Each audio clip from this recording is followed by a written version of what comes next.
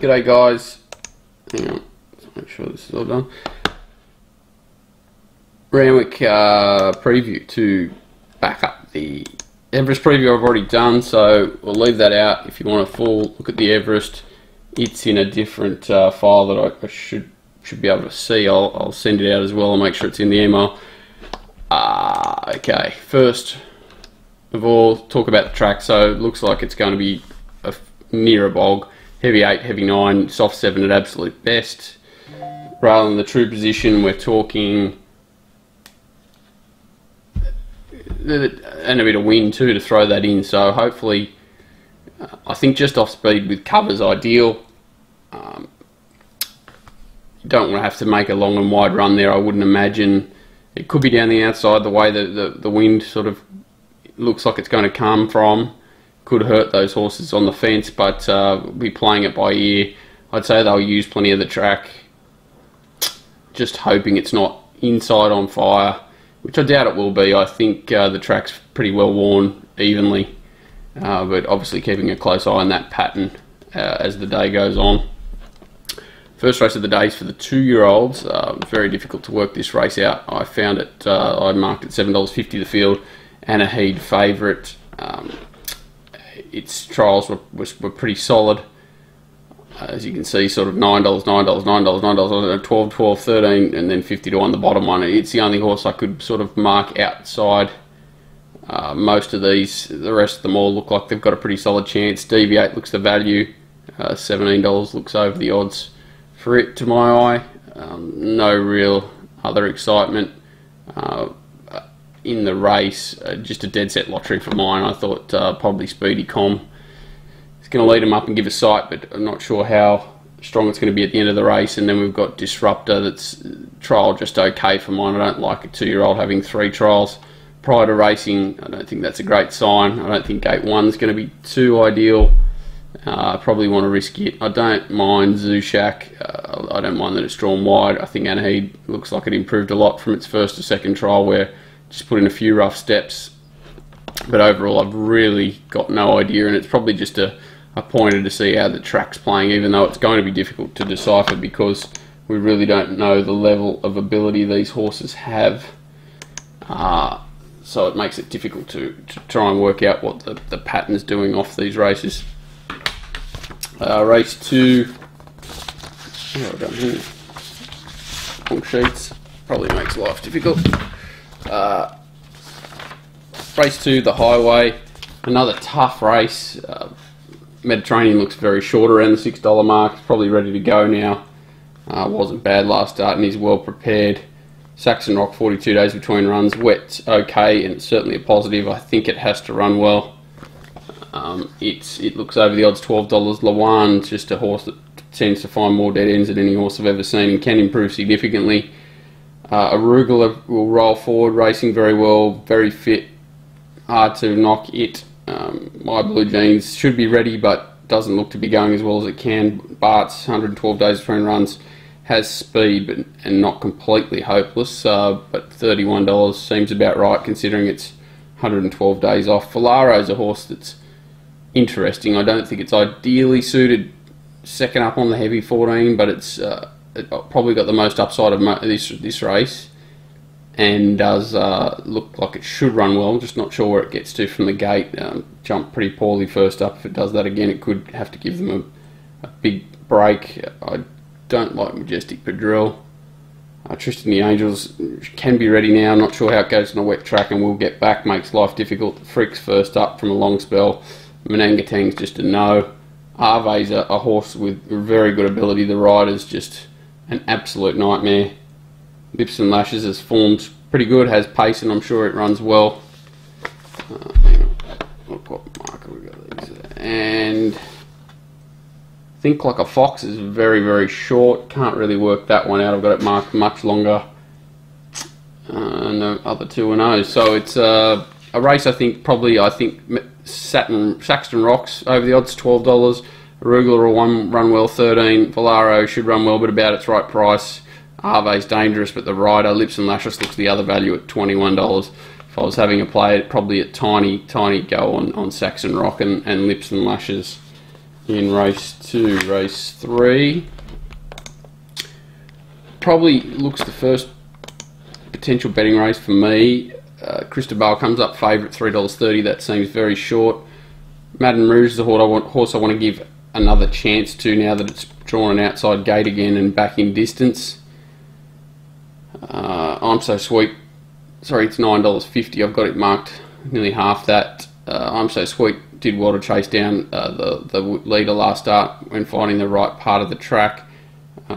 Is a horse on the up and has upside, but I think it's well found. She's Furline looks to get back, and it's a negative rider change. Bubbles and Troubles is absolute query runner. Not sure what to make of that run last start. Did it not have enough room? Did it just go poorly? Certainly have to forgive it. Unguarded was given every possible last start, and I doubt probably gets its chance again and needs to improve. But is up to it, possibly improving, that's for sure. I like it easy's first up. Hard to find it. Download's hard to find. Eveline is a big class rise, 1400 metres as well. Is a query, but is a horse on the up and don't want to knock it at $19. I think Madame Rouge runs a very positive race here. It's the one I want to find. The danger I can't really narrow down. Probably you've got Cristobal, I'm So Sweet, and Bubbles and Troubles a possible improver, then Unguarded and Eveline are on the way up. But I do think Madame Rouge is well and truly over the odds here at $9.50 and definitely will be a play for me.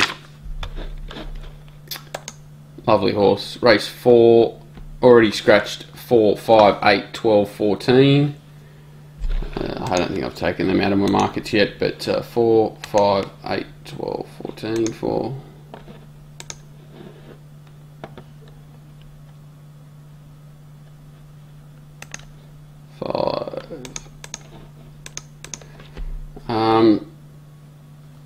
Not much of an excitement race. I think a lot of the values probably come out of the race with these scratchings that I'm just taking out of there now. I wanted to bet against Black on Gold. I wanted to bet against Fast and Tempest. I wanted to bet against Fierce Impact desperately, and they've all come out.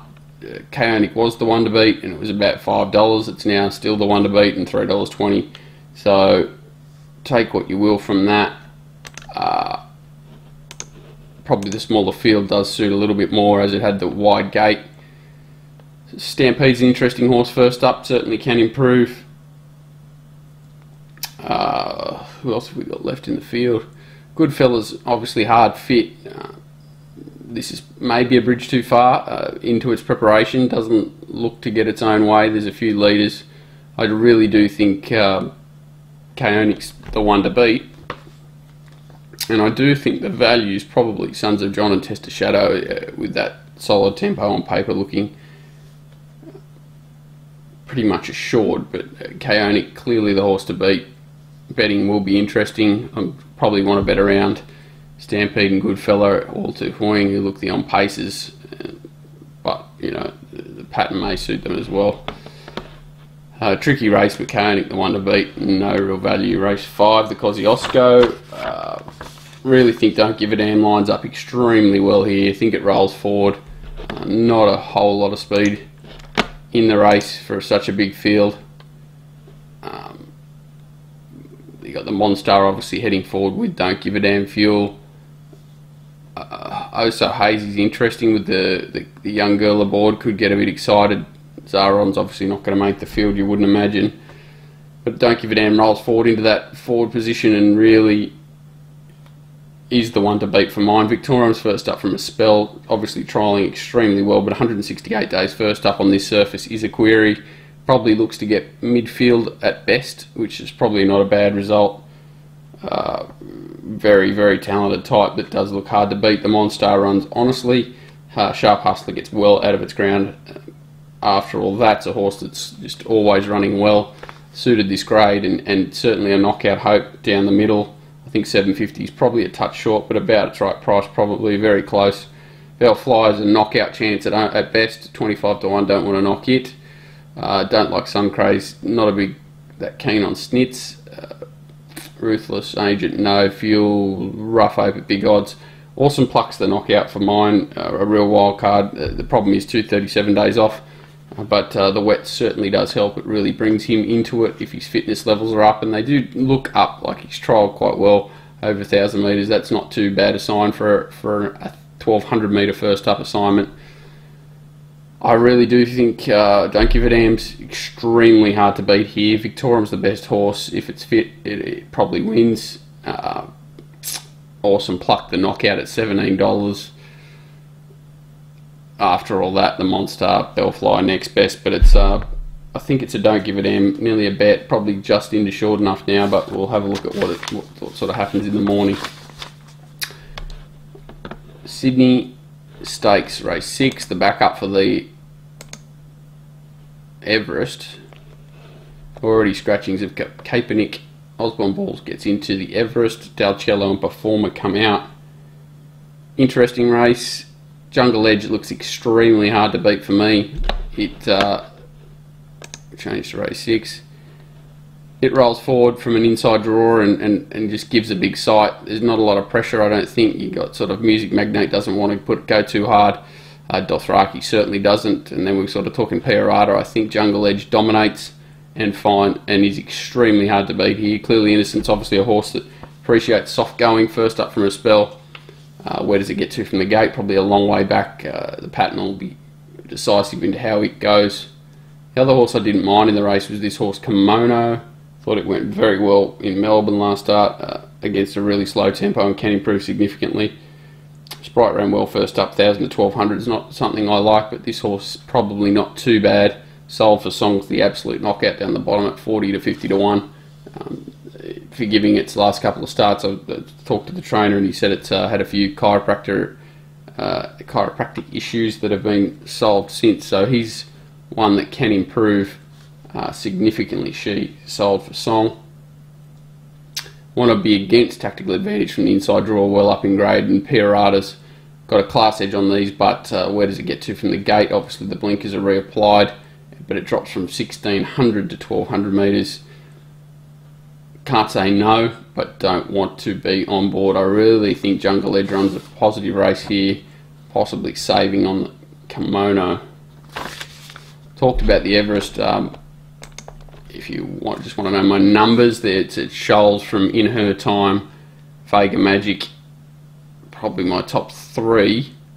Well, they are my top 3, and then we're talking sort of La Romaine, Santa and Elaine, and Redzel won't be far away, so they're my numbers. But if you want a full rundown, there's a preview for it by itself. Race at the Craven Plate over 2,000 metres. I think Natoya's the roughie of the day at 25 to 1 here. Gets a track that really suits it, draws an ideal gate, can race closer and can run better. There does look solid tempo here. I think Moss and Dale runs really well. I think the horse is absolutely airborne. Gets a nice run just behind the speed and has been hitting the line really well. I know this is a rising grade, but can measure up for mine. Can't really find much other value. I thought Invictus Prince probably at $16 was a little over the odds, but not well in at the weights. Egg Tart, can't chime into it at 330. Thought it had its chance last time, and it was either Ace High was an exceptional win, or it was a little bit lackluster, and it's somewhat coming from back in the field. Probably showed up Egg Tart a little bit. But I just want to risk those two here, and looking for value in Mossdale, Natoya, and Invictus Prince, but much rather Mossdale and Natoya. Race 9. Weights are funny here. We've got Patrick Heron that goes up 8.5 kilos and up in distance and comes up shorter odds than it was last time. Probably an easier race. Obviously it's an easier race, but that's not a great setup for mine. I thought Olvray, who meets the winner 8 kilos better and certainly was pace affected last start, can improve significantly, as can Libran. They're the two I think probably look over the odds around the $7 mark. One Foot in Heaven comes out of a softer race and really looked a little bit flat on the line there, if anything, so probably not too keen on it. Sikandarabad was also pretty solid in that same Metropolitan, but did have an absolute perfect run in transit. Ryan Moore jumps on, which is scary, and Harapur obviously racing extremely well, nice margins behind second last time, and he's a horse well and truly on the up from, oops, got a little bit behind here, the Darren Weir stable, Harapur. I think they're the three main players here. Orvray, Libran, Harapur. Wall of Fire has been well backed, so careful, keep an eye on it, that it could reverse its form. Lucky Last, another horse I like here in Brook Magic. Thought it looks extremely well placed off the freshen, flies fresh, loves the wet, draws a perfect gate to sort of do whatever the pattern suggests. There is a bit of tempo in the race, probably sits just off them and should run extremely well. The danger's hard to find for mine. I thought it was quite open outside. I thought the three Godolphin runners were all slightly under the odds, but obviously some winning chance, but slightly under the odds. I thought the top horse, Brian, is racing extremely well. I have no clue where it gets to from gate 15, and 60 kilos probably makes its job difficult. What did I find as the danger? There are no more races in this direction. $9 Esperance, $8 Revenue, $4 Favourite, Brook Magic. So a pretty good gap. $12 Beacon, extremely wide open around Brook Magic. I think I'll be making it a small play or a play, and hoping that it's finds either the cover that it needs or a nice rolling position, which should be ideal over the 1,000 metres on this heavy surface coming to the last. Does look a few betting plays, which is kind of surprising. It's a pretty tough day. I'll probably have one shot at the title in Melbourne as well in the 1,000 guineas. Looking to get that favourite beaten. What horse are we talking about? Smart Melody. Thought Snitty Kitty was very well placed in race 5 in Caulfield too, but just want to make sure the fence is okay, so it's probably one I won't send out early. If the fence is okay, I'll probably send out Snitty Kitty and a Tiny Go and have a say in the same race as a big price knockout. Race 6, the 1,000 guineas, I'm around the Smart Melody. I'm a bit concerned with the blow for Eldorado Dreaming. I'm not sure why it's so soft in betting. And Thrillster's just, all its runs have been incredible. It looks ideally suited to a mile over against the fillies. I've been informed that the plan is to roll forward with it at the start, which is a huge positive for this horse, and it should run extremely well. So I'll be having a crack at those two to beat the favourite as well. So I'll send everything out in the morning. I have decided to jump on a plane, so I might be able to play a little bit in the morning, but I'll make sure that everyone's gets everything sent through as early as I can.